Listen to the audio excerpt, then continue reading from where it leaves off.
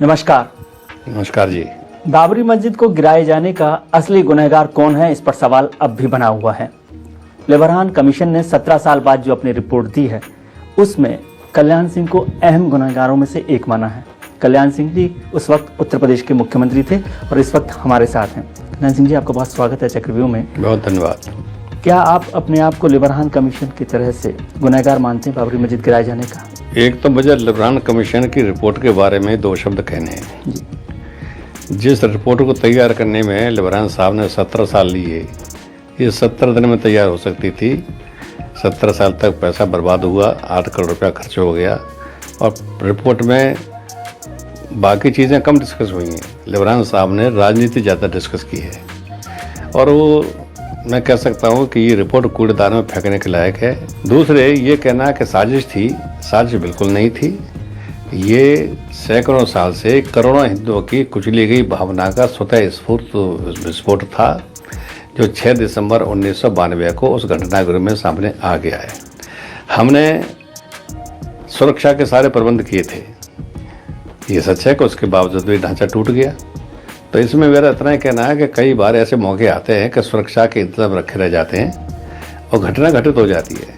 लोग तो बहुत मजबूत मुख्यमंत्री मानते थे कल्याण सिंह जी। मैं मजबूत मुख्यमंत्री था, इसमें कोई संदेह नहीं है। मैं 3 उदाहरण देना चाहता हूँ। अमेरिका के राष्ट्रपति कैनेडी की सुरक्षा के पक्के इंतजाम थे, लेकिन घटना घटित हो गई।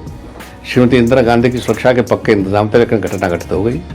राजीव गांधी की सुरक्षा के पक्के इंतजाम थे, लेकिन घटना घटित हो गई। ऐसे ही 6 दिसंबर को उस ढांचे की सुरक्षा के पक्के इंतजाम होते हुए भी घटना घटित हो गई। लिबरान साहब ने जो कुछ कहा है कि इसके पीछे साजिश थी, ये नितांत गलत है। मैंने भी सुरक्षा के पक्के इंतजाम किए थे। हाँ, मैंने अधिकारियों से नहीं किया था, इस्तेमाल नहीं किया। इंतजाम किया अगर तो इस्तेमाल नहीं किया। नहीं, मैंने अधिकारियों से साफ कह दिया था कि जो करना हो सो उपाय योजना कीजिए ढांचे की सुरक्षा के लिए, क्योंकि हमने वादा किया है। लेकिन एक मैंने कह दिया था, मैंने कहा लाखों कार से वो मौजूद हैं, उन पर गोली नहीं चलेगी, ये मेरा आदेश था। और इसमें अधिकारियों का कोई कसूर नहीं है। अधिकारियों ने तो मेरे आदेश का पालन किया कि गोली नहीं चलेगी। क्यों?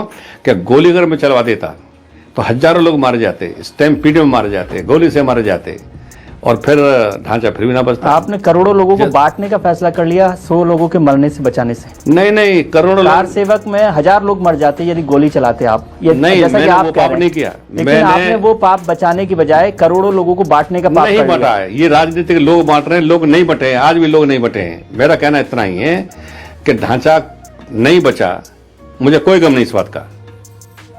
और ढांचे के टूटने का न मुझे कोई खेद है, न कोई पश्चाताप है, न कोई प्रायश्चित है।